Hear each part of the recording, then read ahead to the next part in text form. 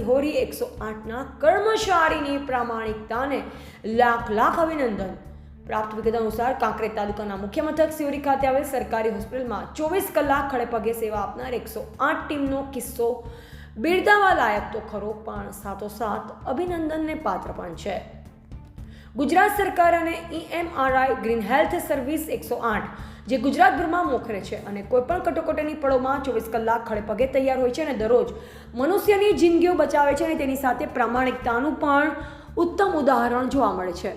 અને તેઓ જ એક કિસ્સો 22/6/2024ના રોજ સિહોરી 108ને રોડ અકસ્માતનો કેસ મળ્યો। કેસ મળતાની સાથે જ 108ના EMT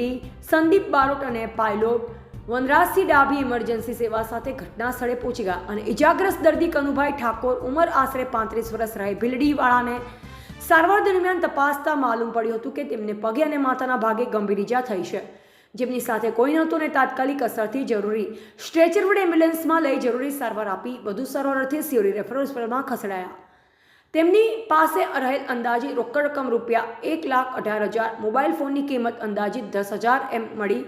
કુલ ₹1,28,000નો મુદ્દામાલ તેમજ એક્ટિવાની ચાવી સાથે અગત્યના ડોક્યુમેન્ટ્સ, આ બધી જ વસ્તુ તેમના ભાઈ અશ્વિનભાઈને સિહોરી રેફરલ હોસ્પિટલ ખાતે પરત કરાઈ હતી અને અશ્વિનભાઈએ જણાવ્યું હતું કે 108 એમ્બ્યુલન્સની ઉત્તમ સારવારની સાથે પ્રામાણિકતાની ફરજ બજાવી છે તે બિરદાવવા લાયક છે અને 108ની ટીમનો આભાર વ્યક્ત કર્યો અને અભિનંદન પાઠવ્યા અને ઇજાગ્રસ્ત કનુભાઈ ઠાકોરને વધુ સારવાર અર્થે ડીસા ખાતે ખસેડવામાં આવ્યા। અહેવાલ જયંતિભાઈ ઠક્કર, સિહોરી।